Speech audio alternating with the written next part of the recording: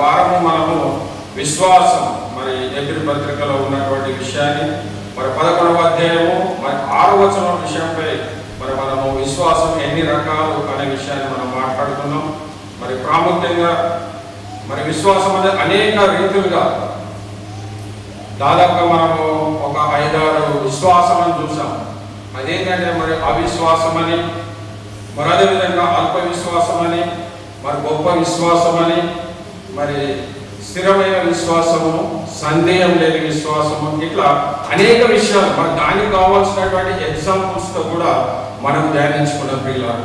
అయితే ఈరోజు మరి ఈ యొక్క ఎబ్రీ పత్రికలో ఉన్నటువంటి విశ్వాస వీరుల పట్టిక, అంటే వాళ్ళు తమ జీవితంలో చేసినటువంటి అనేకమైనటువంటి వాళ్ళు దేవునిలో విశ్వాసం కలిగి తమ జీవితాన్ని మరణ పర్యంతం వరకు కొనసాగించి మరి దేవుడు ఇచ్చినటువంటి ఆజ్ఞల ప్రకారంగా తమ జీవితాన్ని కట్టుకొని మరి దేవుడితో నడిచారు. కాబట్టి మరి దేవుడి యొక్క ఎబ్రీ పత్రికలో వాళ్ళ పేర్లన్నీ కూడా లిఖించబడ్డాయి పిల్లలు. అంటే ఇక్కడ చాలా పేర్లు ఉన్నప్పటికీ, కొద్ది పేర్లు ఇక్కడ ఉన్నప్పటికీ, కానీ ఇది నిరంతరం కొనసాగించిన ప్రక్రియ. అంటే ఇది ఇక్కడితోనే ఆగిపోలేదు, ఇది నిరంతరం మన పేర్లు కూడా మన యేసు ప్రభువులో ఉన్నటువంటి ఆ పరలోకమందు జీవ గ్రంథంలో కూడా మన పేర్లు లిఖించబడుతున్నాయి పిల్లల. మన జీవితాన్ని బట్టి, మనం జీవించిన విధానాన్ని బట్టి మరి ఆ విధంగా ఎన్ని విశ్వాసాలు చూసినప్పుడు మరి మనం ఏ విశ్వాసం మనం కలిగి ఉన్నాము? మన విశ్వాసం మనం కలిగి ఉన్నామా, లేకపోతే మనం అవిశ్వాసం ఉన్నామా? మరి యాకోబు భక్తుడు అద్భుతమైన మాట చెప్పాడు. ఏంటంటే క్రియలు లేని విశ్వాసము మృతము అంటాడు. అంటే విశ్వాసం ఉండడమే కాదు, నీ విశ్వాసం ఉండొచ్చు, కానీ ఆ విశ్వాసానికి సంబంధించిన క్రియలు నీలో ఉన్నాయా? అది చాలా ప్రాముఖ్యం. అయ్యా దేవుడు ఉన్నాడని నేను నమ్ముచున్నాను. మరి విశ్వాసం అంటే ఏంటంటే కనిపిన అదృశ్యమైన దేవుడు. మరి మొదటి వచనం విశ్వాసం అన్నది నిరీక్షింపబడుచున్న వాటి యొక్క నిజ స్వరూపం. అంటే మన దేవుని ఎవరైనా మనం చూసామా? మనం చూడలేదు, కానీ దేవుడు ఉన్నాడని నమ్ముచున్నాం. పరలోకం ఎవరైనా చూసామా? ఎవరు మనం ఇంతవరకు చూడలేదు, కానీ ఆ పరలోకం ఉందని నమ్ముతున్నాం. మన నరకం చూసాము, చూడలేదు. అంటే నువ్వు చూడక నమ్మితేనే అది విశ్వాసం. అలాంటి విశ్వాసం, అయ్యో నేను చూస్తేనే నమ్ముతానే కాదు, కానీ నువ్వు ఏదైతే చూడక నువ్వు నమ్ముతున్నావో అదే గొప్ప విశ్వాసం. సరే, గొప్ప విశ్వాసం ఉంటే సరిపోతుందా అంటే కాదు, కానీ విశ్వాసం మరి యాకోబు చెప్పినట్టు మరి యాకోబుని ఒకసారి అడుగుదాం. అయ్యా మరి మీరు చెప్పారు కదా, మరి ఇక్కడైతే ఇక్కడ ఎబ్రీ పత్రికలో అపోస్తలులు పౌలు చెప్పుకున్నటువంటి మాట ఏంటంటే మరి విశ్వాసం లేకుండా దేవునికి ఇష్టడై ఉండుట అసాధ్యం అన్న. అంటే మన విశ్వాసం లేకుంటే మరి ఎబ్రీ గ్రంథకర్త ఆ విధంగా చెప్తే మరి యాకోబు అని చెప్పినటువంటి మాట ఏంటంటే మరి అది మనం ఒకసారి చూస్తే యాకోబు పత్రిక చూస్తే అక్కడ కూడా ఒక అద్భుతమైన 2వ అధ్యాయము మరి 26వ వచనం చూస్తే మరి క్రియలు లేని విశ్వాసం మృతం అంటున్నాడు. అపోస్తలుడైన పౌలు ఎబ్రీ పత్రిక చెప్తున్న మాట ఏంటంటే విశ్వాసం లేకుండా దేవునికి ఇష్టడై అసాధ్యం అన్నాడు. అదే మరి యాకోబు మరి భక్తుని చూసినట్టే ప్రాణం లేని శరీరం ఎలాగో మృతమో అలాగే క్రియలు లేని విశ్వాసము మృతము. మన దేవుడు ఉన్నాడని నమ్మడము కాదు, దేవుడు ఉన్నాడన్నకు మరి ఆ దేవుడు చెప్పినటువంటి ఆజ్ఞల ప్రకారంగా మరి యాకోబుని అడుగుదాం. అయ్యా మరి ఆ మృతము ఆ క్రియలు ఏంటి అంటే కనుక యాకోబుని అడుగుదాం. మనం యాకోబు మనకి రాశాడు కాబట్టి దానికి సమాధానం కూడా మరి ఆయననే చెప్తాడు. కాబట్టి మనం ఒకసారి 14వ వచనం చదవమ్మా. నా సహోదరులారా క్రియలు లేనప్పుడు ఎవడైనా తనకు విశ్వాసము కలదని చెప్పిన ఎడల ఏమి ప్రయోజనము? అతి విశ్వాసము తనకి రక్షింపగలదా? అద్భుతమైన మాట పిల్ల. ఆయన చెప్పే మాట ఏంటంటే మరి ఎబ్రీ గ్రంథకర్త చెప్పినట్టు మాట ఏంటంటే విశ్వాసం లేకుండా దేవునికి ఇష్టం అసాధ్యము.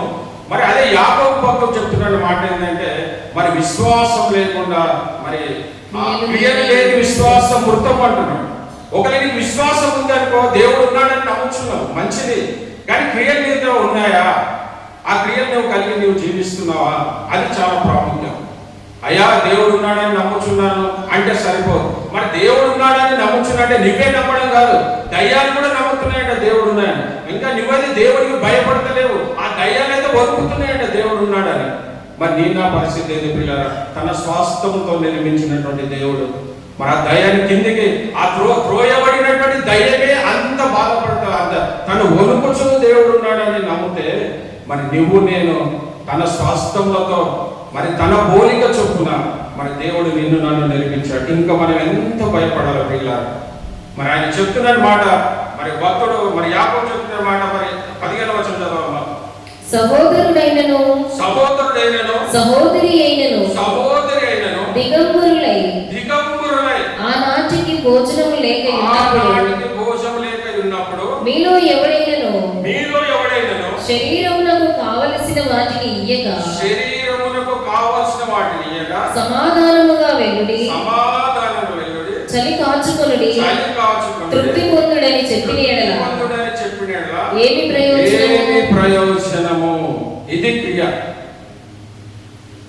మరి యాకోబు భక్తుడు చెప్తున్నట్టు మాట ఏంటంటే, నీ సహోదరుడైనప్పటికీ ఎవరైనప్పటికీ వాళ్ళకి ఆహారం లేక వస్త్రహీనతో వాళ్ళ దిగంబరత్వం కలిగి ఉన్నప్పుడు వారికి నువ్వు చేసే సహాయం ఏంది అని. నీ క్రియలంటే విశ్వాసము, మరి క్రియ లేని విశ్వాసం మృతం అన్నప్పుడు మరి నువ్వు ఒకవేళ ఈ క్రియ కనుక నువ్వు జరగకపోతే నీ విశ్వాసం మృతమే. మరి యాకోబు చక్కగా చెప్తున్నాడు, నీ సహోదరుడైనను ఎవరైనాను నీకు ఆహారం, మరి ఆకలి కొనినప్పుడు వారికి ఆహారం నువ్వు పెట్టకుండా నీకు ఆహారం అంటే సమాధానంగా వెళ్ళము అని చెప్పడం ఎంతవరకు అది ప్రయోజనం? అంటే క్రియ మనలో ఉన్నట్ట లేనట్ట? ఒకవేళ ఇప్పటి వరకు అలాంటి ఆలోచన కలిగి ఉంటే, నీ ఎదుట ఎవరైనా వస్త్రహీనత కలిగిన వారు ఉంటే, ఎవరైనా ఆహారం లేక నీకు కనబడినప్పుడు నీకు దేవుడు ఏదైతే ఇచ్చాడో ఇచ్చే దాంట్లో నుంచి వారికి ఇచ్చేటటువంటి ఒక మంచి ఆలోచన కలిగి ఉండాలి, ఒక క్రియ కలిగి ఉండాలి. కానీ ఒకరి నువ్వు అయ్యా నువ్వు ఎవరైనా పెట్ట నువ్వు పో అనడం కాదు, అయ్యా నీకు సమాధానం కలుగునని మనం చెప్పడం కాదు, కానీ అది క్రియ కాదు. నిజంగా ఎంత శేషమైన మాటలు మన భక్తుడు చెప్తున్నట్టు మరి మన జీవితాలలో దాన్ని మనం అవలంబించే వారికి ఉంటున్నామా? లేకపోతే నీ విశ్వాసం అని చెప్పుకున్నావు, నువ్వు మారు మనసు పొందిన నుంచి మన సంఘంలో చేర్చబడి నుంచి నీ విశ్వాసమే అని చెప్పుకుంటున్నావు. ఎవరైనా ఆయన విశ్వాసము అంటాడు, కానీ నువ్వు నిజమైన విశ్వాసం ఉన్నావా? ఈ క్రియలు నీలో ఉన్నాయా? ఎవరైనా నీకు కనిపించి అలాంటి స్థితిలో ఉంటే మరి వాళ్ళకి సహాయం చేసే స్థితిలో ఉన్నావా? లేకపోతే నాకెందుకులే, బ్రదర్ నాకేం లేదు, నువ్వేవో ఎవరైనా ఇస్తారని నువ్వు సమాధాన పరుస్తావా? దాని వలన ప్రయోజనం ఏమైనా ఉందా? అంటే భక్తులు చెప్పే ఆలోచన ఏంటంటే, క్రియలు లేని విశ్వాసం మృతం అన్నప్పుడు నీ క్రియలు నువ్వు కనపరచకపోతే నీ విశ్వాసం ఎట్లయిదో?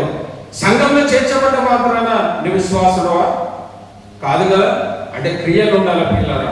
మరి ఈరోజు మనలోనే మనం ఇప్పటివరకు అలాంటి క్రియను మనం అవలంబించలేక ఉన్నామేమో, ఇప్పటివరకు మనము తెలియక మరి ఎవరు మన ఇంటికి వచ్చినప్పుడు మనం వారికి ఆదరించలేక వాళ్ళకి ఆహారం పెట్టలేక స్థితిలో ఉన్నామేమో, ఎవరైనా దిగంబరత్వం కలిగి మనకి కనబడినప్పుడు అయ్యో నాకెందుకు లేని నువ్వు వాళ్ళు విడిచిపోయేవాడిగా నువ్వు ఉన్నావేమో, ఈ రోజు నుంచి ఇంకా వాళ్ళు విడిచిపోవడానికి వీలు లేదు. ఒకవేళ విడిచిపోయావా నీ విశ్వాసం మృతమే. మరి నీ విశ్వాసమే ఎలా చెప్పుకుంటున్నావు? నేను విశ్వాసిని, సంఘకు వచ్చినంత మాత్రం విశ్వాసం అయిపోతావా? కాదు ప్రియుల. అంటే మన లోపల క్రియలు చాలా ప్రాముఖ్యమే. మరి భక్తులు చెప్పిన మాట మనం గమనిస్తే, మరి మీలో ఎవడైనా శరీరములకు కావాల్సిన వాటిని ఇయ్యక సమాధానంగా వెళ్ళుడి. మరి నీవు ఇయ్యకుండా ఆ శరీరం ఆకలితో ఉన్నాడు, ఆ ఆకలి కావాల్సింది ఏంటి? ఆహారం కావాలి. నీవు ఆహారం పెట్టకుండా సమాధానంగా వెళ్ళాలంటే దానివల్ల ఏమైనా ప్రయోజనం ఉందా? దేవుడు మనల్ని ఒక్కొక్కటి ఒక స్థితిలో పెట్టాడంటే నీకున్న స్థితిలోనే, అయ్యా మాకు తినడానికి లేదనేటటువంటి ఎవరైతే లేరు పిల్లలు, దేవుడు అందరికీ సమృద్ధిని కలిగజేశాడు. నీ కలిగిన దాంట్లో నుంచి ఏదో గొప్ప పదార్థాలని కాదు, మంచి డెలిషియస్ ఆహారం అని కాదు, నువ్వు ఏది కలిగినా, నువ్వు ఏదైతే కలిగిన దాంట్లో నుంచి మరి అలాంటి వారికి నువ్వు దయచేసే వాడికి నువ్వు ఉంటున్నావా? మరి ఆ కింది వచ్చిన కూడా చూస్తే, మరి శరీరంలో కావాల్సిన వాడి సమాధానం వెళ్ళదు, చలి కాచుకున్నది, తృప్తి పొందుడని చెప్పిన వలన మరి ఏమి ప్రయోజనము? మరి అది ప్రయోజనం లేదని క్రిస్టల్ గా చెప్తున్నాడు. మరి ఈరోజు ఇక్కడ కూర్చున్న నాతో సహా మా వాక్యం చెప్తున్నాడు, నేను వింటుండండి మీరు కూడా ఈ క్రియలు మన జీవితానికి అన్వయించుకుందాం పిల్లలు. ఎందుకని అంటే మన మృతము అన్నప్పుడు మరి పల్లవ రాజ్యం ఉండదు కదా. విశ్వాసమే లేకుండా మరి దేవునికి ఇష్టడైతే అసాధ్యము. మరి అనవుడు దేవుడు ప్రత్యేకంగా చెప్పాడు, ఆయన ఇష్టడు కనుక ఆయనను కొనిపోబడ్డానని చెప్తాడు. ఆయన ఇష్టడు, ఆయన ప్రత్యేకంగా దేవుడే ఆనోకు గురించి ఆయన నా ఇష్టడు అన్నాడు. మరి నువ్వు నేను మరి దేవుడికి ఇష్టలుగా మనం జీవిస్తున్నామా? లేకపోతే ఈ ప్రపంచంలో ఉన్నటువంటి వారికి మన సంఘంలో ఉన్నటువంటి వారికి బయట ఉన్న వారికి మనం ఎలా ఉన్నాం మన జీవితం? మరి తర్వాత 17వ వచనం అలాగే విశ్వాసము క్రియలు లేనిదైతే అది ఒంటిగా ఉండి మృతమైనది. నీకు విశ్వాసం ఉన్నా అది నిర్జీవమైనది, అది క్రియలు ప్రాణము లేనటువంటిదే. నీ విశ్వాసం అని చెప్పుకున్నా ఏమి ప్రయోజనము లేదు. అంటే అది మృతమే, ఒంటరిగా. అంటే ఎప్పుడైనా నీ విశ్వాసం అని నువ్వు చెప్పుకున్నప్పుడు ఆ విశ్వాసం కలిగినటువంటి క్రియలు నీలో నాలో ఉన్నాయా? అది మన ప్రశ్న. మరి ఇక్కడ మరి యాకోబు భక్తుడు చెప్తున్నాడు మాట, అది మృతము అంటున్నాడు. మరి మృతంగానే మనం ఉందామా? లేకపోతే ఆ క్రియలు మనము మన జీవితానికి మనం అన్వయించుకొని మరి అటువంటి బిడ్డలు మన ఎడల కనబడినప్పుడు మరి మనం వారికి సహాయం చేసే స్థితిలో మనం ఉంటున్నామా? మరి అనేక మంది మిషనరీస్ వాళ్ళ ప్రాంతాలను వదిలి, వాళ్ళ దేశాలను వదిలి వాళ్ళు ఇక్కడ వచ్చి పరిచయం చేశారంటే ఎందుకు? ఇదే క్రియ. విశ్వాసం ఒకటే కాదు కానీ క్రియలు ఉండాలి పిల్లలు. వాళ్ళ కష్టార్జితంతా కూడా మరి ఇక్కడికి తీసుకొచ్చి అనేక మంది హాస్పిటల్స్, మిషనరీస్ ఎన్ని స్కూల్స్ కట్టారు, ఎన్ని హాస్పిటల్ కట్టారంటే కేవలము ఈ యాకోబు పత్రికలు ఉన్నటువంటి క్రియలను కనపరచాలి. మరి నీవు నేను మన క్రియలను మనము మరి దేవుని ఎదుట కనపరచేవారుగా మనం ఉంటున్నామా? ఒకవేళ క్రియలు కనపరచకపోతే మరి సాక్షాత్తు మన భక్తుడైనటువంటి యాకోబు అది వృత్తమే అంటున్నాడు. మరి నిర్జీవం లేకనే మనం ఉందామా? లేక జీవం కలిగినటువంటి దేవుని మన జీవంతో కలిగి మనం జీవిద్దామా? మన జీవంతో కలిగి నువ్వు జీవించాలంటే ఆ క్రియలు విశ్వాసం ఒకటే కాదు కానీ విశ్వాసంతో పాటు క్రియలు ఉండాలి. అప్పుడే మనము మరి జీవం కలిగిన వారం పిల్లలు. 18వ వచనం అయితే ఒకడు నీకు విశ్వాసం ఉన్నది నాకు క్రియలున్నవి, క్రియలు లేకుండా నీ విశ్వాసము నాకు కనపరచుము, నేను నా క్రియల చేత నా విశ్వాసము నీకు కనపరుతునని చెప్పాను. నా విశ్వాసం నీకు కనపడుతుందని చెప్పండి. ఇక్కడ రెండు సింగల్ అంటారు, విశ్వాసము క్రియలు. ఒకరికి క్రియలు ఉంటే ఒకరికి విశ్వాసం ఉంటే కూడా అది వ్యర్థం. ఒక్కరిలోనే ఉండాలి, క్రియ ప్లస్ విశ్వాసం రెండు ఒక వ్యక్తిలో ఉండాలి. కానీ నాలోన విశ్వాసం ఉంది, నీలోన క్రియలు ఉన్నాయంటే అది కూడా వ్యర్థమే. మరి ఈ యొక్క భక్తుడు యాకోబు ఇద్దరు వ్యక్తులను ప్రత్యేకంగా తీసుకుని ఏదైతే మనకి ఎవ్రీ 11వ అధ్యాయంలో విశ్వాసుల వీరుల జాబితా పట్టిక ఏదైతే ఉందో వారి నుంచి ఇద్దరు వ్యక్తులను ప్రత్యేకంగా తీసుకుని మాట్లాడుతున్నారు ఇక్కడ. మరి వాళ్ళు ఎవరు అంటే చదువు 19వ వచనం చదువు. దేవుడు ఒకడని నీవు నమ్ముచున్నావు, అలాగు నమ్ముట మంచిదే. దెయ్యములను నమ్మి వణుకుచున్నవి. మరి నువ్వు నేను వణుకుచున్నా. అసలు ఎప్పుడంటే దేవుడు అంటే భయం ఉందా? అసలు మనకు ఒక్క మాట, ఇది ఒక్క మాట సార్, మనకు భయం ఉందా? దేవుడు అంటే మనం వణుకుచున్నామా? మరి దయ్యాలు అయితే దేవుడు నన్ను నమ్ముచున్నాయి, అవి వణుకుచున్నాయి. కానీ ఆ విశ్వాసం ఉంచినట్టు దేవుడు ఉన్నాడని మరి నువ్వు నేను ఆ విశ్వాసం కలిగి ఉంటున్నామా? మరి దయ్యాల కంటే అధ్వానమా మన పరిస్థితి? దేవుడు ప్రత్యేకంగా మనల్ని నిర్మించాడు కదా. మరి తన జీవాత్మను నరుడు జీవాత్మ అయినట్టుగా తన యొక్క ఆత్మను నీలో ఆలోచించినటువంటి దేవుడిని మరి ఈ రోజు మనము ఏ విధంగా ఆయన సేవిస్తున్నాం? మరి దయ్యాల వరకు దేవుడు ఉన్నాడని దయ్యాలను మరి నువ్వు నేను నమ్ముతున్నామంటే దయ్యాలతో సమానంగా నువ్వు నేను కూడా నమ్ముతున్నామంటే సరిపోదు. అయ్యా నేను నమ్ముతున్నా, దేవుడు నమ్ముతున్నాయా అంటే సరిపోతుందా? సరిపోదు పిల్లలు. ఇక్కడ చెప్పే మాట ఏంటంటే దేవుడు దయ్యాలు కూడా నమ్మచ్చు, అప్పుడు నువ్వు నమ్మచ్చు. దయ్యానికి నీకేమైనా భేదం ఉందా? మన విశ్వాసం అని ఎట్లా చెప్పుకుంటాం మనం?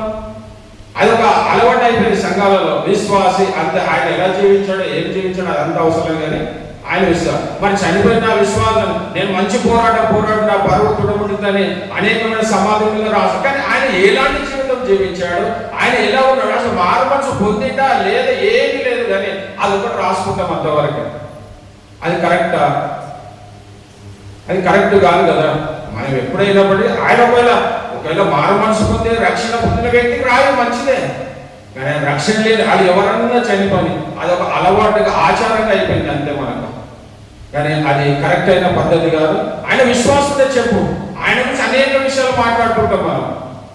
కానీ మరి ఇక్కడ మరి ఇద్దరు వ్యక్తులు వచ్చి ప్రత్యేకంగా మరి యాకో అక్కడ ఏదైతే పౌలు గారు చెప్పాడో అదే విషయం ఇక్కడ ఇద్దరు వ్యక్తులను మరి ప్రత్యేకంగా మరి యాకో పత్రికలో మనం చూస్తాం. పిల్లారా మరి 21వ వచనము, మన పితరుడైన అబ్రాహాము తన కుమారుడైన ఇస్సాకును బలిపీఠం మీద అర్పించినప్పుడు అతడు క్రియల వలన నీతిమంతుడని తీర్పు పొందలేదా? విశ్వాసం మరి ఏకైక కుమారుడైనటువంటి మరి ఇస్సాకును మరి అబ్రాహాము మరి దేవుడు అక్కడ ప్రత్యేకంగా మాట ఏకైక కుమారుడు అంటాడు. అంటే దేవుడు అది కూడా నొక్కి చెప్పాలా? అబ్రాహాము తెలియదా? అంటే అప్పుడన్నా ఏకైక కుమారు, అయ్యా నువ్వు ఇచ్చింది ఒకే ఒక కుమారుడు కదా, అది కూడా 25 సంవత్సరాలు నేను నిరీక్షణ కలిగి ఉన్నప్పుడు నాకు ఇచ్చావు కదా, లేక ఒక కుమారుని ఇచ్చి మరి ఆ కుమారుని నువ్వు బలినివ్వంటే ఎట్లయ్యా అని అంటాడేమని దీనికి ఏకైక కుమారుడికి ఇచ్చాను కదా, ఆ మొరియా పర్వతం పోయి మరి అక్కడ బలి అర్పించమని చెప్పినప్పుడు ఎస్ అంతే. దానికి ఎందుకు ప్రభా ఏంది ప్రభా ఒక్క మాట కూడా మాట్లాడలేదు. అబ్రాహాము విషయం ఇదే కాకుండా తను అన్యుడైనప్పటికీ, దేవుడు ఎవరో తెలియనప్పటికీ, తన ప్రాంతానికి వెళ్ళి ఈ ఊరిని ఆ దేశాన్ని నీ తల్లిదండ్రుల సమస్తాన్ని వదిలి నువ్వు వెళ్ళమన్నప్పుడు ఆయన ఒక మాట కూడా అయ్యా నువ్వు ఎవరో నాకు తెలియదు, నువ్వు నన్ను వెళ్ళమంటే నేను ఎక్కడికి వెళ్తా, ఏ ప్రాంతానికి వెళ్ళాలో కూడా చెప్పలేదు, నేను ఎక్కడికి వెళ్ళాలో అది కూడా నాకు చెప్పినప్పటికీ దేవుడు ఒక ప్రశ్న కూడా ప్రశ్నించిన వ్యక్తి కాదు. దేవుడు అన్నప్పుడు తన ఊరిని తన ప్రాంతాన్ని మొత్తం విడిచిపెట్టి మరి ఆయన ప్రయాణమైనట్టుగా చూస్తున్న పిల్ల. మనకైతే ఇప్పుడు దేవుడు ఏదైనా పని చెప్పాడనుకో అసలు ప్రభా అని ఎన్నో ప్రశ్నలు వేస్తుంటాం. అసలు అక్కడ పోతే నాకు దారే లేదు, అసలు మా ఇంకా లొకేషన్ కావాలంటాం, ఎక్కడ వెళ్ళాలంటే లొకేషన్ కావాలంటే దాన్ని నాకు మేము ఎట్లా పోతాం అనుకుంటాం. కానీ మరి అబ్రాహాము అయితే ఆయన ఒక మాటకే నిజంగా అంటే ఆయన దేవుడు ఎవడో తెలియదు. అంతకుముందు దేవుడు అంటేనే ఆయనకు తెలియనటువంటి పరిస్థితుల్లో ఆయన దేవుని బొమ్మలను చేసి అమ్ముకొని తన జీవితాన్ని వాళ్ళు గడిపేవాళ్ళ తల్లిదండ్రులు. అంటే దేవుడు విగ్రహ ఆరాధికులైనటువంటి అబ్రాహాము ఈ యేసు ప్రభు దేవుడు ఎవరో తెలియనటువంటి స్థితిలో ఉన్నప్పటికీ దేవుడు ఒక మాట మాట్లాడినప్పుడు ఆయన యేసులాడు అన్నాడు. కానీ నేను అయ్యా మీరు ఎవరో నాకు తెలియదు, నా దేవుడో కాదు, నువ్వు కాదు, ఆయన ఎక్కడికి వెళ్ళాలో తెలియదు, నువ్వు బయలుదేరడం నేను ఎక్కడికి బయలుదేరుతున్నా. సరే అబ్రాహాము బయలుదేరాడు అనుకుందాం, మరి శారమని ఆపరేషన్ చేయాలి కదా, ఆమె కూడా ఆపరేషన్ చేయలేదు. అంటే వాళ్ళు ఇద్దరు కూడా అంటే ఏక మనసు కలిగినటువంటి వారు. తన భర్త ఏదైతే చెప్పినప్పుడు మరి తన భర్తను అనుసరించినట్టుగా మనం చూస్తున్నాం పిల్లలు. మరి వీళ్ళకి ఇక్కడ అద్భుతంగా మరి అబ్రాహాము గురించి తన ఏకైక కుమారుడైనటువంటి ఇస్సాకును మరి బలిచ్చినప్పుడు మరి ఆయన ఒక్క మాట కూడా మాట్లాడకుండా అది క్రియ. మరి మన దేవుడు మనకి ఏదైనా ఇస్తే మనము మన దేవుని పనిని మనం చేయగలుగుతున్నామా? అలాంటి క్లిష్టమైన పరిస్థితులకు దేవుడు అడిగాడు. ఈ రోజు నీకు అనుకూలమైంది అడుగుతూనే మనం దాన్ని చేయలేని పరిస్థితుల్లో మనం ఉన్నాం. ఇంకా కిందికి చదవం 22వ వచనం. విశ్వాసము అతని క్రియలతో కూడి కార్యసిద్ధి కలుగజేసిననియు క్రియల మూలముగా అతని విశ్వాసము పరిపూర్ణమైనదని గ్రహించుచున్నావు కదా. పరిపూర్ణం ఆయన విశ్వాసం పరిపూర్ణం కావాలంటే క్రియలు జరిగించాడు కాబట్టి ఆ క్రియల ద్వారానే ఆ యొక్క విశ్వాసం పరిపూర్ణమైంది. మరి నా విశ్వాసం పరిపూర్ణమైన స్థితిలో ఉందా లేకపోతే అసంపూర్ణమైన స్థితిలో మన విశ్వాసం ఉందా అంటే ఆయన క్రియ చేశాడు కాబట్టి అది ఫుల్ఫిల్ అయింది. ఆయన విశ్వాసం ఏదైతే ఉందో అది సంపూర్ణమైనట్టుగా మనం చూస్తున్న పిల్లలు. మరి అబ్రాహాము పట్ల చేసినటువంటి దేవుడు మరి 23వ వచనం చూడడం. కాబట్టి అబ్రాహాము దేవుని నమ్మెను, అది అతనికి నీతిగా ఎంచబడెను అతనికి నీతిగా ఎంచబడెను అను లేఖనము నెరవేర్చబడెను మరియు దేవుని స్నేహితుడని అతనికి పేరు కలిగెను. మనుష్యుడు విశ్వాస మూలమున మాత్రము కాక క్రియల మూలమున నీతిమంతుడు ఎంచబడినని మీరు దీని వలన గ్రహించితిరి కదా. చాలా ఎంత అద్భుతమైన మాట. ఆయన అబ్రాము దేవుని నమ్మెను, అది నీతిగా ఎంచబడను, ఆ లేఖనంలో మన నెరవేర్చబడినాక. మరి అబ్రాము ఎవరు? దేవునికి స్నేహితుడు. మరి నీవు నేను దేవునికి స్నేహితులుగా మనం ఉంటున్నామా? మరి మనం పరీక్షించుకోవాలి. అబ్రాముతో మరి స్నేహం చేసినట్టు దేవుడు నీతో నాతో స్నేహం చేస్తాడు. కానీ అబ్రాము కలిగినటువంటి ఆ క్రియలు నీలో నాలో ఉన్నాయా? ఒకసారి మనల్ని మనము పరీక్షించుకోవాలి పిల్లలు. మరి అబ్రాము చేసినటువంటి దానిని బట్టి ఆయన ఇచ్చినటువంటి బిరుదు సాక్షాత్తు మరి దేవుడు ఇచ్చినటువంటి అబ్రాము దేవుని స్నేహితుడని అతని పేరు కలిగాను. మరి నువ్వు నేను ఏ పేరు కలిగి ఉన్నావు? విశ్వాసం అంటున్నాం కరెక్టే, కానీ ఆ విశ్వాసం కలిగినటువంటి ఆ సంపూర్ణత ఉందా? లేకపోతే ఆ యొక్క విశ్వాసం ఒకటే ఉంటే క్రియలు కనుక లేకపోతే అది అసంపూర్ణమైనటువంటి విశ్వాసం. కాబట్టి ఈరోజు మన సంపూర్ణమైన విశ్వాసం మనకు కలిగి మన అలాంటి జీవితం మనం కలిగి జీవించాలి పిల్లలు. మరి అబ్రాము గురించి మరి భక్తుడైనటువంటి యాకోబు చెప్పాడు. మరి రెండో విషయం కూడా మనం గమనించినది 25వ వచనంలో మన రాహాబు అనే వేశ్య గురించి కూడా ఇక్కడ చక్కగా వివరించాడు. ఇక్కడ ఎవరైతే వీళ్ళిద్దరు కూడా అక్కడెక్కడ మరి అదొక మన హెబ్రీ గ్రంథం 11వ అధ్యాయం ఉన్నాడు. విశ్వాసంలో వీరుల పట్ల ఉన్నవాళ్ళే అబ్రాము ఉన్నాడు, మరి రాహాబు కూడా ఉంది పిల్లలు. మరి రాహాబు చేసింది కార్యం ఏంటి? ఆ వేగుల వారు ఎప్పుడైతే ఆ ఎరుక పట్టడానికి చూడడానికి యెహోషువ ఇద్దరు వేగుల వారిని పంపించినప్పుడు ఆమె ఎక్కడైతే ఆ యొక్క ప్రహారీ ఉన్నటువంటి దాని మీద తన యొక్క గృహం ఉంటుంది కాబట్టి ఆమె ఒక వేశ్య కాబట్టి ఆ వేశ్య ఇంటికి వెళ్తే ఎవరికి అనుమానం రాదని చెప్పి వేగుల వారు తన ఇంటికి వెళ్ళడం మనం చూస్తాం. ఎప్పుడైతే ఆ విషయము అక్కడ ఉన్నట్టు వారికి తెలిసినప్పుడు తన ఇంటికి వచ్చి అయ్యో నీ దగ్గరికి ఎవరు వచ్చారంట కదా అని అన్నప్పుడు ఆమెను అటుక మీద వారిని మరి దాచిపెట్టినట్టుగా మనం చూస్తున్నాం. దానిని దాచిపెట్టిన విధానమే కాదు, కానీ ఆమె చేసిన పని ఏంటంటే వాళ్ళు వెళ్ళిపోతున్నప్పుడు నన్ను నా కుటుంబాన్ని నేను మీకు చేసిన ఉపకారానికి మీరు ఎప్పుడైతే ఈ పట్టణం ఎట్లాగో మీరు ఇది నాశనం అయిపోతుంది కాబట్టి నన్ను నా కుటుంబాన్ని మీరు జ్ఞాపకం చేసుకున్నాను పిల్లలు. ఈరోజు రక్షింపబడినటువంటి నేనే రక్షింపబడాలని కాదు, కానీ నీ కుటుంబం ఎవరైనా ఇంకా రక్షణలు లేరేమో, నీ సహోదరులు కావచ్చు, మీ సహోదరులు కావచ్చు, మీ తండ్రి కావచ్చు, మరి వారి గురించి ప్రత్యేకంగా నువ్వు దేవుడికి ప్రార్థన చేస్తున్నావా? మరి ఇక్కడ రాహాబు ఒక వేశ్యనే, మరి విశ్వాసం అని మనం చెప్పుకుంటున్నాం, కానీ మరి రాహాబు కలిగినటువంటి విశ్వాసం కూడా మనకు లేదు పిల్లలు.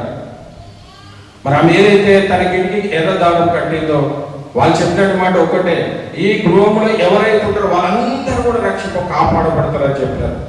మరి ఆమె వెళ్ళింది, సిగ్గుపడలేదు. అయ్యో నేను వేషని కదా, మా తల్లిదండ్రులు నేను చెప్తే అయ్యో నువ్వు వేషదని నువ్వేం చెప్తావు, నీ మాటలు ఎవరు నమ్ముతారేమో అని తను అనుమానించుకోలేదు. కానీ తనకు ఏదైతే మరి తను తనను కూడా రక్షించాలని ఒక ఆసక్తి కలిగింది ఆమె.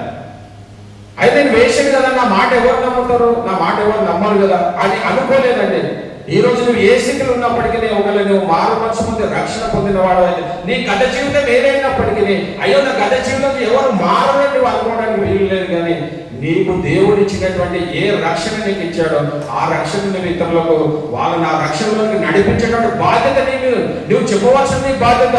ప్రార్థన చేయడం మనవంతు, కానీ కార్యం చేసిన దేవుడు కాబట్టి నీ బాధ్యతగా రాహాబు ఏ విధంగా అయితే చేసిందో విశ్వాసుల వీరిలో పట్టికలనే కాదు, కానీ యేసుక్రీస్తు వంశవల్లిలో స్థానాన్ని సంపాదించుకున్నటువంటి రాహాబు అంటే ఒక వేశ్య. మరి నువ్వు నేను ఏ స్థితిలో ఉన్నాము? మరి మనం ఒక్కొక్కరిని రక్షించగలుగుతున్నామా? కనీసం మన కుటుంబాలైనా మనం రక్షించగలిగే స్థితిలో మనం ఉంటున్నామా? అనేక మంది తల్లిదండ్రులు ఒక సంఘానికి వెళ్తారు, పిల్లలు ఒక సంఘానికి వెళ్తారు, ఎవరు ఎక్కడికి వెళ్తారో తెలియనటువంటి పరిస్థితులు. అది కాదు కదా, కుటుంబం కలిసి మరి యెహోషువ చెప్పినటువంటి మాట, మరి నేను నా ఇంటి వారిని యెహోవాను సేవించడం అన్నాడు. మరి మనం సేవించే స్థితిలో ఉన్నామా?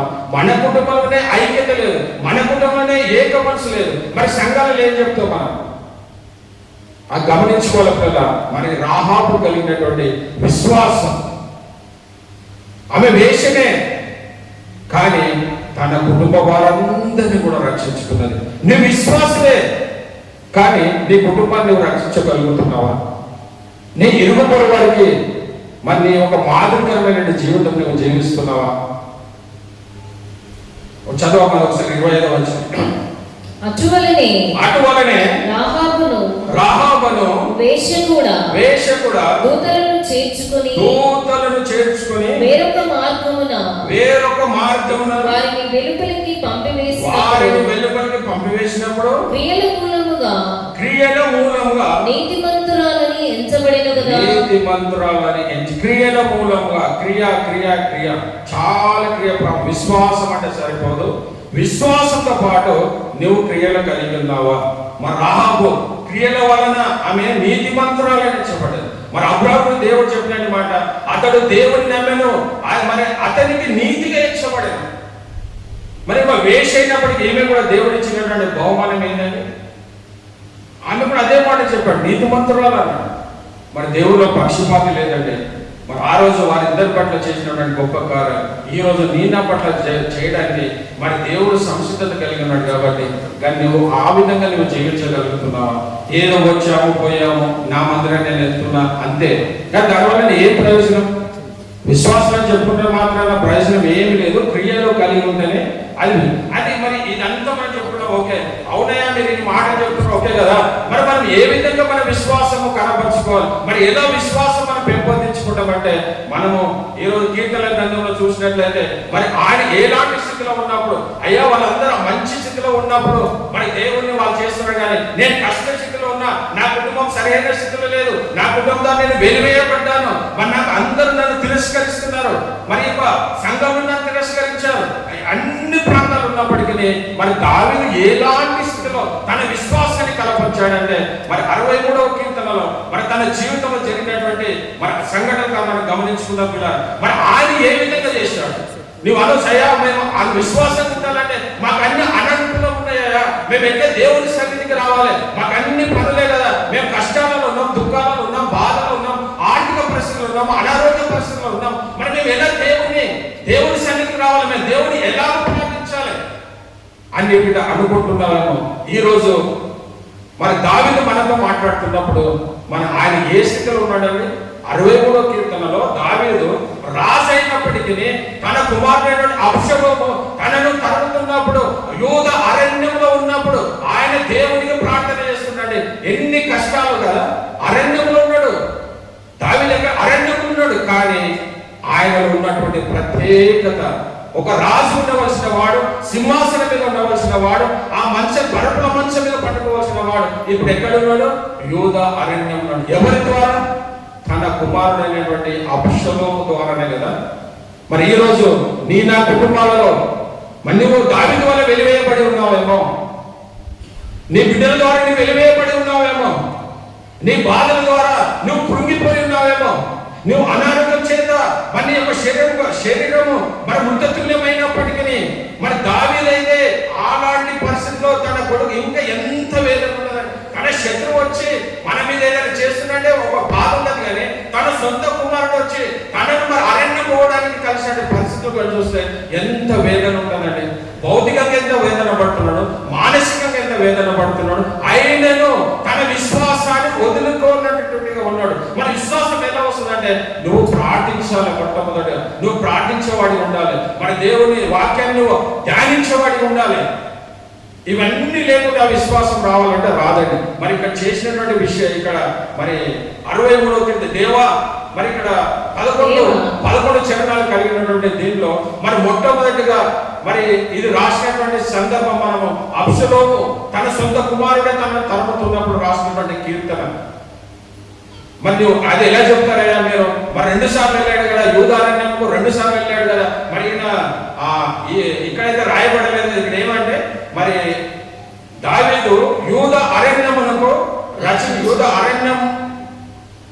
అరణ్యముల నుండి రచించినటువంటి కీర్తన అన్నాడు. మరి మీరు ఇది అన్నంత మాత్రాన మరి మీరు ఎలా అబ్షలోము తరిమినప్పుడే మరి సౌలు కూడా తరిమాడు కదా, మరి సౌలు తరిమినప్పుడు కూడా ఎక్కడికి వెళ్ళాడు? యూద అరణ్యంకి వెళ్ళాడు కదా. ఇది ఎట్లంటే మరి 11వ వచనంలో మనం చూస్తే మన అక్కడ రాజు దేవుని బట్టి సంతోషించును, ఆయన తోడని ప్రమాణం చేయు, ప్రతివాడును అతిశయుడు. ఇంకా రాజు దేవుని బట్టి సంతోషం అంటే రాజు అయినటువంటి స్థితిలో ఉన్నాడు. ఎప్పుడైతే సౌలు తరిమినప్పుడు ఇంకా రాజుగా లేడు దావీదు. అంటే దీన్ని బట్టి తన కుమారుడైనటువంటి అబ్షలోము తరుముతున్నప్పుడు యూద అరణ్యంలో వెళ్ళాడు పిల్ల. మరి యూద అరణ్యంలో ఉన్నప్పుడు ఆయన చేసినటువంటి కార్యం ఏంటంటే ఈ 63వ సంకీర్తన చూస్తే మరి 1 నుంచి 5 వచనాలలో ఆయన దేవునికి ప్రార్థన చేసినట్టుగా చూస్తున్నాం. ప్రార్థన అంటే ప్రార్థన చేయవచ్చా? దావీదు అరణ్యంలో ఉన్నాడు, ఎలాంటి అననుకూలమైన పరిస్థితులు, ఎలాంటి ఆదరణ లేదు, తన సొంత కుమారుడి తన తరిమి వేశాడు. కానీ ఆయన ఏం చేస్తున్నాడు అండి? మరి నీకు నాకు చిన్న కష్టం వస్తేనే దేవుని సన్నిధికి రాము, ప్రార్థన మానే వేస్తాం. అసలు దేవుడు అంటే నాకెందుకండి శ్రమలు? అసలు దేవుడు అంటే నాకెందుకు వస్తే శ్రమలు అని మన పలుబాటు మనల్ని మనం సమర్థించుకుంటాం. కానీ దావీదు ఇక్కడ చేసినట్టు గొప్ప పని ఏంటంటే తను తరమ వేయబడినప్పుడు ఆయన ఎక్కడున్నప్పటికీ, అరణ్యంలో ఉన్నప్పటికీ మరి దేవునికి ఒక గొప్ప ప్రార్థన పరుడుగా కనిపిస్తున్నాడు. మరి ఆయన మరి 1 నుంచి 5 కనుక చూస్తే ఆయన గొప్ప ప్రార్థన పరుడుగా మనం చూస్తున్నాం. మరి అదే 6 నుంచి 8 వచనాలు చూస్తే దేవునికి స్తుతిస్తున్నాడు. దేవుడు తన పట్ల చేసినటువంటి ఆయన ఇక్కడ స్తుతి చేయొచ్చా? మరి దావీదు ఎక్కడ ఉన్నాడు? అరణ్యంలో ఉన్నాడు కదా. అరణ్యంలో ఉన్నప్పుడు తనకు జరిగిన ఏ మంచి కార్యం జరగలేదు కదా తనలో. ఆయన ఎందుకైనా స్తుతి చేయాలి దేవునికి అంటే తన పట్ల అనేకమైన ఈ పరిస్థితే కాదు కానీ గత కాలంలో తన పట్ల చేసినటువంటి అనేకమైన విషయాలలో మరి దేవుడు ఆయనను ఆ గొర్రెల కాపాడుతున్నటువంటి దావీదును అయ్యా నన్ను ఇంతగా హెచ్చించుటకు నేను ఏ పాటి వాడనయ్యా అని అవన్నీ చేసినటువంటి తలపోసుకుంటూ మరి దేవుడు మనమైతే మన ఆ ప్రస్తుత పరిస్థితిని మనం గమనిస్తాం. కానీ అంతకుముందు దేవుడిని పట్ల మేలు చేయలేదా? ఆ మేలు చేసిన బట్టి నువ్వు దేవుడిని స్థుతించకూడదా? మరి దేవుడిని ఆరాధించకూడదా? నువ్వు ప్రస్తుత కాలాన్ని చూసుకుంటున్నావు తప్ప గత జీవితంలో ఎన్ని మేలు చేయలేదు దేవుడు. ఇప్పుడు కష్టం వచ్చే వరకు ఒకటే అంటావు, అయ్యా నాకు కష్టం వచ్చింది, నేను ప్రార్థించలేను. మరి దావీదు ఈ రోజు మనతో మాట్లాడినప్పుడు ఆయన జీవితం మనకు ఆదర్శం కావాలండి. మన ఎన్ని కష్టాలు ఉన్నప్పటికీ, ఎలాంటి పరిస్థితులు ఉన్నప్పటికీ మనం ప్రార్థన మర్చిపోయే వారికి ఉండకూడదు.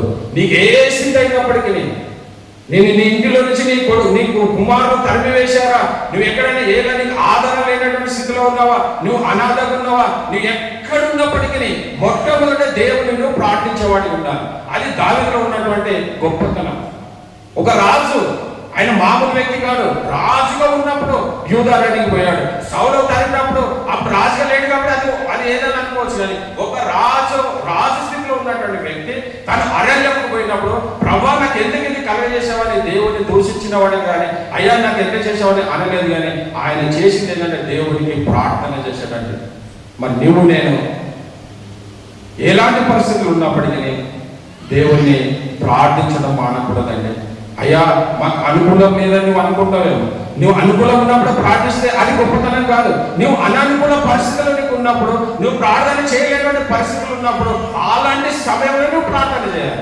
అది దేవుడు వింటాడు. అన్ని అనుకూలంగా ఉన్నప్పుడు ఎవరైనా చేస్తాం, నువ్వు చేస్తావు, నేను చేస్తావు, అందరం చేస్తాం. అది కాదు కదా. మరి ఇక్కడ చూసినట్లయితే 1 నుంచి 5 ఆయన దేవా నా దేవుడు నీవే వేకుని నిన్ను వెతుకుచున్నాను. ఈ పరిస్థితుల్లో ఆయన మాటలు ఎంత అద్భుతమైన మాటలు అండి. నా దేవుడు నీవే. మన దేవుడు అంటలే కదా, ప్రత్యేకంగా తన వ్యక్తిగతంగా తన పర్సనల్ లైఫ్ మరి దేవుని అనుభవించుకొని ప్రార్థన చేస్తున్నాడు. ఇక్కడ దేవా నా దేవుడు నీవే, మన దేవుడు అంటే నా దేవుడు, తన వ్యక్తిగతమైనటువంటి ప్రార్థన, మరి పర్సనల్ గాడ్ ఆయన చెప్తున్నాడు. నా దేవా మరి నువ్వు నేను కష్ట సమయాలు ఉన్నప్పుడు, బాధలలో ఉన్నప్పుడు మరి ఇలాంటి ప్రార్థన నువ్వు నేను చేయగలుగుతున్నా. మా ప్రియులారా, సమస్యలు రావని కాదు, క్రైస్తవులు అంటేనే నీ సమస్యలతో కూడుకున్నటువంటిదే. కానీ ఆ సమస్యను బట్టి నువ్వు ఎప్పుడు కూడా దేవునికి దూరమయ్యేవాడిగా ఉన్నాడు, దేవుని ప్రార్థనకు నువ్వు దూరమయ్యేవాడిగా ఉండకూడదు. పిల్లలు ఏది అయినప్పటికీ నీ జీవితంలో ప్రార్థన అనేది చాలా ప్రాముఖ్యం. సరే, అది రెండవ చూసిన మరి 6 నుంచి నీ బలమును, నీ ప్రభావమును, నీ పరిశుద్ధాత్మను నేను ఎంతో ఆశతో నీ తట్టు కనిపెట్టుచున్నాను.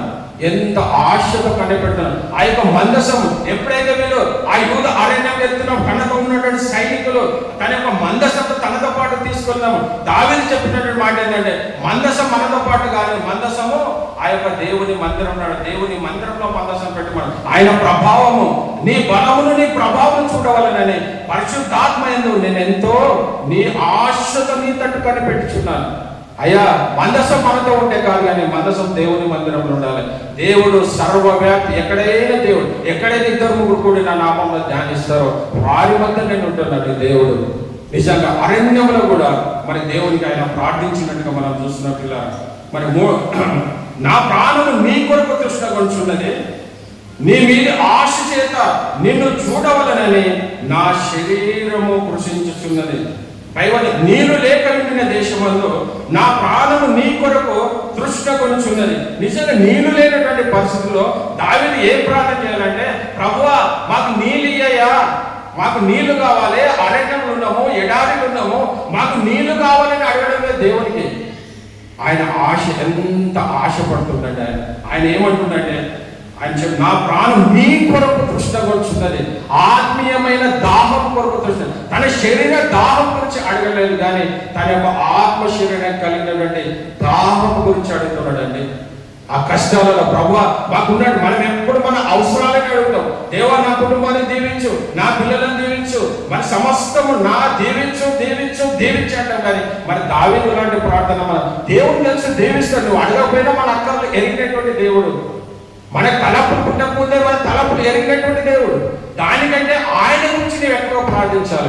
ఆయన చేసినటువంటి మహిమ ప్రభావాల గురించి నీవు ఎక్కువ ప్రార్థించేవాడిని ఉండాలి. కానీ ఎప్పుడు నీ కుటుంబం నీ కుటుంబం నీ కుటుంబమే కాదు పిల్లలు. చాలా జాగ్రత్త. మరి తను దేనికి ఆశపడుతున్నాడ? నీ ప్రాణము నీ కొరకు తృష్ణ కొనుచున్నది, నీ మీద ఆశ చేత నిన్ను చూడవలనని నా శరీరము మరి కృషించుచున్నది. ఎంత శ్రేష్టమైన మాటలు అండి. మరి మనము ఏ పరిస్థితుల్లో ఉన్నాం? మన 41 కోరవు కురాములు కూడా మన దుప్పి నీటి వాగుల కొరకు ఆశపడినట్టు, దేవా నీ కొరకు నా ప్రాణం ఆశపడుతుంది. కోరవు కుమారులు ఏ ఆశ కలిగి ఉన్నారో దావీదు కూడా అదే వ్యక్తపరుస్తున్నాడు. అయ్యా నీ కొరకు నా ప్రాణం ఆశపడుతుందయ్యా. మరి కోరవు కుమారులు కలిగినటువంటిదే మరి నువ్వు నేను ఏ కోరిక కలిగి ఉన్నాం ఈరోజు? మరి వాక్యం కొరకు మనం ఆకలి తప్పులు కలిగి ఉన్నామా? మన వాక్యం కొరకు మన ఆయన అరణ్యంలో ఉన్నప్పటికీ మన దేవుని పట్ల అచంచలమైన భక్తిని, మన దేవుడు ఆయన విశ్వాసంలో మన ఆయన ఎక్కడ కూడా పడిపోకుండా తన విశ్వాసాన్ని కూడా కాపాడుకునే వాడిగా మనం ఉంటున్నాడు పిల్లరా. కాబట్టి మరి ఎంతో ఆయన ఏకాంత ప్రార్థన చేస్తున్నాడు దేవునికి. మరి నీకు ఏకాంత ప్రార్థన అనుభవం నువ్వు నేను కలిగి ఉన్నామా? వ్యక్తిగత కుటుంబమే కాదు, నీ ఏకంగా నీ పర్సనల్ గా నువ్వు దేవునికి ప్రార్థించే సందర్భాలు ఏమైనా ఉన్నాయా గమనించుకోవాలి. మరి దేవుడు ఆశీర్వదించాలంటే ఊరికనే ఆశీర్వదించడండి. మనం ఈ భౌతిక సంబంధమైన ఆశీర్వాదాల కంటే కూడా పర సంబంధమైన ఆశీర్వాదాలు పొందుకోవడానికి ఆతృత పడాలి. ఈ లోకంలో నీవు నీకు ఉన్నాయన్ని దేవుడు ఇవ్వకపోవచ్చు, కానీ ఒకనొక రోజు నువ్వు దేవుని నిందరిస్తే మా దేవుడు పరలోక రాజు గొప్ప స్థానాన్ని ఇస్తాడు. అయ్యా నాకు ఇది లేదు, ఇల్లు లేదు, అయ్యా నాకు ఇది, నువ్వు బాధపడుతున్నాయేమో. ఇవి శాస్త్రమేది కాదు. ఇది ఏదో ఒక రోజు నువ్వు విడిచిపెట్టవలసిన వాడవే. కానీ ఆ నిత్యరాజ్యమైనటువంటి ఆ వేల పరిపాలనలో మరి నీవు నేను ఉండాలంటే మన లోక సంబంధమైన విషయాలపైన మన లోక సంబంధ విషయాలను మన ప్రేమ పెంచుకోకుండా మన ఆధ్యాత్మికమైన విషయాలపై మనం ప్రేమ పంచుకునే వారికి ఉండాలి పిల్లలు. మరి ఇక్కడ ఆయన ఆశ చూస్తుంటే మరి పేతురు, అపోస్తలుడైన పేతురు మొదటి పేతురు పత్రిక మరి 5:7 మరి ఆయన మిమ్మల్ని గురించి చింతిస్తున్నాడు కనుక మీ చింత యావత్తు ఆయన మీద వేయండి అంటాడు. మరి ఇక్కడ దావీదు అదే చేస్తున్నాడు కదా. తన సొంత మనకేదైనా కష్టం వచ్చిందనుకో మన ఇరుగు పరుగుంటే వాళ్ళకి చెప్తూనే ఉంటాం, గంటలు వాళ్ళతో చెప్తూనే ఉంటాం. కానీ దావీదు అలా చెప్పడం లేదే. కానీ దేవునికి మరి ఏదైతే మరి అపోస్తలుడైన పేతురు చెప్పాడో 5:7 ప్రకారంలో మీ చింత యావత్తు ఆయన మిమ్మల్ని గూర్చి చింతించున్నాడు కనుక మీ చింత యావత్తు ఆయన మీద వేయుడి. మరి ఎవరో ముందు చెప్తే వాళ్ళు ఏం చెప్తారండి? వాళ్ళ వలన నీకు ఏదైనా సమాధానం వస్తుందా? వాళ్ళ వలన నీకు చెప్పడం వలన నీకు ఏదైనా ఉపయోగమా? లేదు. నీవు ఎవరికి చెప్పాలో వాళ్ళకి చెప్తేనే ఉపయోగం. మరి దేవుడు మరి ఆయన మన గురించి చింతిస్తున్నాడు కాబట్టి నువ్వు దేవుడి సన్నిధిలో ప్రార్థిస్తే దేవుడు మరి తప్పకుండా నీ ప్రార్థన వింటాడు. ఎవరికో ఇది ఎవరితో చెప్పకు, నీకే చెప్తున్నా అంటారు. కానీ ఆమె ఊరుకుంటుందా? ఆమె ఇంకొకరు చెప్తారు. ఆమె అయితే అయితే చెప్పొద్దన్నానండి. ఆమె కూడా ఇంకా అంటే అది ఎక్కడ పాకిపోతుంది అంటే మొత్తం నువ్వు అనుకుంటున్నావు, అయ్యా నాకు ఇష్టమైన ఫ్రెండ్ కదా, నేను ఆమెతో నేను షేర్ చేసుకుంటే నాకు బాధపోతుంది. ఆ బాధ కూడా ఇంకా బాధ ఎక్కువైపోతుంది. అంటే నీ గురించి లోకమంతా తెలిసిపోతుంది. ఆమె నువ్వు చెప్పిన మాట నువ్వునే నేర్పిస్తాను. అమ్మ ఇది ఎవరితో చెప్పుకునే మాట ఎందుకు చెప్తావు? ఆ మాట చెప్తే ఊరుకుంటుందా? ఊరుకోడు. ఆమె నువ్వు చెప్పిన ఆమె కూడా చెప్తుంది. ఆమె ఏమంటది? అమ్మ ఇది ఎవరు చెప్పొద్దని చెప్పి నీకే చెప్తున్నది వాడు. అంటే ఎక్కడెక్కడ ప్రాగిపోతుందండి. కాబట్టి నువ్వు దేవుని ఎదుటనే మరి ఆయన చెప్పు, నీకే సమస్య వచ్చినప్పటికీ ఆయన చెప్పు. మరి అపోస్తలుడైన మరి పౌలు కూడా ఫిలిప్పీ 4:6 కూడా మరి చక్కని మాట చెప్పాడు కదా. ఫిలిప్పీలకు రాసిన పత్రిక 4వ అధ్యాయం 6వ వచనం ఆయన అద్భుతమైన మాట. మనం వీటి మీద ఆధారపడి మన దేవునికి మన యొక్క ప్రార్థన విన్నపంలో దేవునికి తెలియజేసే వారికి ఉండాలి. ఎవరికో చింతపడకూడదు కానీ ప్రతి విషయంలోనూ ప్రార్థన విజ్ఞాపనముల చేత కృతజ్ఞతాపూర్వకముగా మీ విన్నపములు దేవునికి తెలియచేయండి. ఎవరికి చెప్పంటున్నాడు? దేవునికి చెప్పాలి. మనం ఎవరికి చెప్తున్నాం? ఇరువురు వారికి చెప్తున్నావు, ఇంకా నీ స్నేహితులకు చెప్తున్నావు, ఇంకెవరు. దానివల్ల ఎలాంటి ప్రయోజనం? నిష్ప్రయోజనమే. నువ్వు చెప్పినప్పటికీ ఒకవేళ మంచి అయితే సంతోషిస్తారేమో, చెడు అయితే దాని గురించి ఇంకా నేను చులకన చేసి చూస్తారు. ఇంకా నీ పరిస్థితి ఇంకా చులకనగా చూస్తారు వాళ్ళు. అయ్యో వాళ్ళ కుటుంబంలో ఇట్లా జరిగిందంట అంటే ఆ చులకన నీకు అవసరమా? ఒకవేళ దేవుని దగ్గరికి వెళ్తే కనుక దేవుడు తప్పకుండా నువ్వు ఏ స్థితిలో ఉన్నప్పటికీ దేవుడు నీకు దాన్ని అనుగ్రహించేవాడు ఉన్నట్టుగా. అంటే ఇక మొదటి నుంచి 5వ వచనంగా చూస్తే దేవుడు మరి దావీదు అద్భుతమైన ప్రార్థన మరి దేవుడు చేసినట్టుగా మనం చూస్తున్నాం. మరి తర్వాత 6 నుంచి 8 చూస్తే మరి దేవునికి ఆయన ఆరాధించి స్తుతి చేసినట్టుగా చూస్తాం. మరి 6వ వచనం ఒకసారి చదవం. 6వ వచనం 4వ వచనం, నా మంచం మీద నేను జ్ఞాపకం చేసుకుని రాత్రి జాములందు నిన్ను ధ్యానించున్నాడు. ప్రార్థన ఆయన మళ్ళా దేవుణ్ణి ధ్యానించేవాడు. ప్రార్థన ఒకటి సరిపోదండి, నువ్వు దేవుణ్ణి ధ్యానించేవాడు ఉన్నాడు. మరి దావీదు నుంచి నువ్వు నేను నేర్చుకోవాల్సింది ఏంటంటే మొట్టమొదట ప్రార్థన, తర్వాత మరి ఆయన యొక్క ధ్యానించడం. ప్రార్థన ఒకటే దేవునికి సరిపోదు, కానీ నువ్వు ధ్యానించేవాడిగా నీవు ఉంటున్నావా?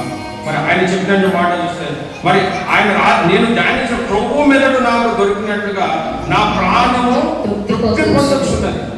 అంటే ఎంత శ్రేష్టమైనటువంటి మాటలు అండి ఆయన చెప్పే మాటలు. ఆయన ఎప్పుడైతే వాక్యాన్ని ధ్యానిస్తున్నాడో ఆ వాక్యాన్ని ధ్యానించినప్పుడు ప్రభువు మెదడు నాకు దొరికినట్లుగా మరి నా ప్రాణము తృప్తి పొందుతున్నది. దేని చేత తృప్తి పొందుతున్నాడా? ఆహారం చేతనా? భౌతికమైన ఆహారం చేత తృప్తి పొందుతున్నాడా? లేదండి. ఆయన దేని చేత తృప్తి పొందుతున్నాడంటే దేవుని వాక్యం ద్వారా ఆయన తృప్తి పొందుతున్నాడు. మరి కాబట్టి మరి అక్కడ ఆయన కోరుకోవాల్సింది ఏంటి?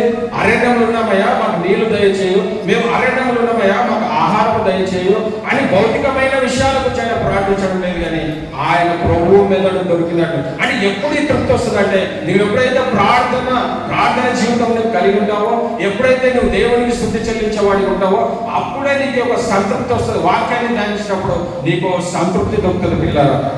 మరి ఇవి లేకుండా నీకు సంతృప్తి కావాలంటే అది అసాధ్యం. అని మరి దాని విషయంలో మరి ఇంకా అది 119వ కీర్తనలో 50వ చరణం కనుక చూస్తే మరి దీనికి సంబంధించిన మన 119వ సంకీర్తన మరి 50వ చరణం చూస్తే అక్కడ దేవుడు ఒక అద్భుతమైన మాట చెప్పాడండి.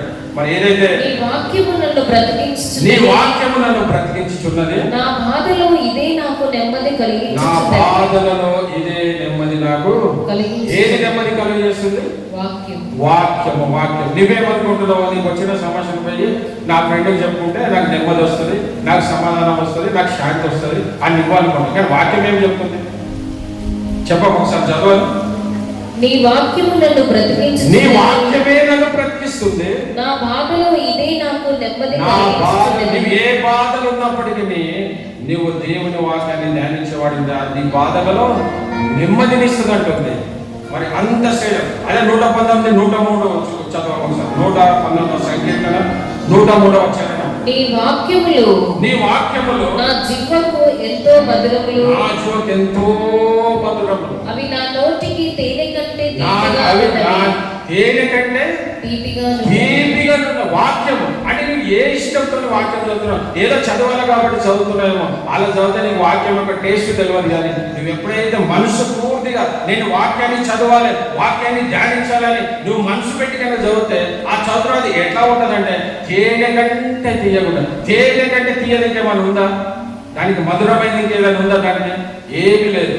అంటే దేవుడు వాక్యంలో తేనె కంటే కూడా తీయదనాన్ని మరి ఇస్తున్నప్పుడు మరి నువ్వు నేను మరి చివరిగా మరి ఆయనకి రెండు విషయాలు చూసాం: ప్రార్థన, స్తుతి, మరి ఆయన దేవుణ్ణి ధ్యానించడం. చివరిగా ఆయన విశ్వాసం. ఆయన విశ్వాసం. అయ్యో నేను అరణ్యంలో ఉన్నా కదా, నా పరిస్థితి ఇక్కడనే ఏమైపోతుందని కాదు, కానీ ఆయన దేవుని యందు విశ్వాసం కలిగి ఉన్నాడు. పిల్లలు, ఆయన విశ్వాసం ఎంత బలంగా ఉందంటే మన 10వ వచనం చదవాలి. ఆ 9వ వచనం: నా ప్రాణమును నశింపజేయమని వారు దాన్ని వెతుకుచున్నారు, వారు భూమి కింద చోట్లకు దిగిపోదురు, బలమైన ఖడ్గమును వారు అప్పగించుదురు, నక్కల పాలవుదురు. ఎవరి గురించి అండి?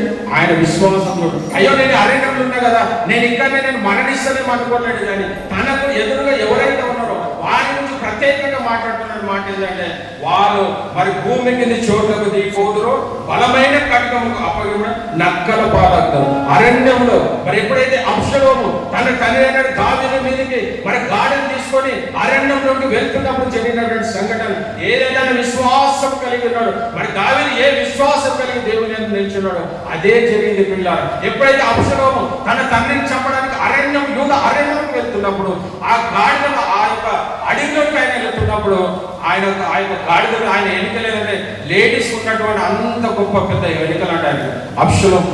లేడీస్ ఏ విధంగా అయితే వారి వెంట్రుకలు ఉన్నాయో అలాంటి వెంట్రుకలు కలిగినటువంటి అబ్షలోము ఒకనొకరు తన తండ్రిని చంపాలని తన ప్రయాణం కొనసాగిస్తున్నప్పుడు తన వెంట్రుకలు ఒక చెట్టుకు మరి ఆ కొమ్మలకు తగిలిపోయి ఎప్పుడైతే కొమ్మలు తగినప్పుడు ఆయన భూమికి ఆ మధ్యలో వేలాడినట్టు ఆ చెట్టుకు వేలాడు గాడిద ముందుకు వెళ్ళిపోయిందంట. నిజంగా దావీదు విశ్వాసం ఎంత గొప్పదండి! ఎంత గొప్పది దావీదు విశ్వాసం! నీకు విరోధంగా రూపింపిన ఏ ఆయుధము వర్ధిల్లదని యెషయా గ్రంథంలో చెప్పిన విధంగా అదే విశ్వాసము మరి దావీదు కలిగి చెప్పినటువంటి మాట ఏంటంటే ఎప్పుడైతే అబ్షలోము ఆ చెట్టుకు వేలాడబడినప్పుడు సైనికుడు దాన్ని చూశాడు. మరి చూసి ఆయన చంపలేదండి.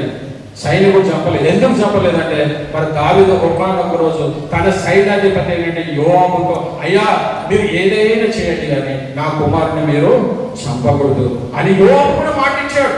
యోవాబు సరే అన్నాడు, దావీదు చెప్తా సరే అన్నాడు. కానీ ఆ మాట వచ్చి యోవాబుతో చెప్పినప్పుడు వీడు మన మామైనటువంటి మరి దావీదు మీదకే మరి వీడు చంపడానికి వస్తున్నాడు కాబట్టి ఆయన మరి గురిపెట్టి ఆయనను ఆ ఈట చేత మరి ఆయన చంపినట్టు ఆయన దాన్ని ఏమంటారని దాన్ని వర్షాలు కాదండి, బాణం ఆ బాణం గురిపెట్టి మరి ఆయన చంపినట్టుగా మనం చూసినట్టు. అంటే ఆయన ఎంత విశ్వాసం కలిగినటువంటి వాడు.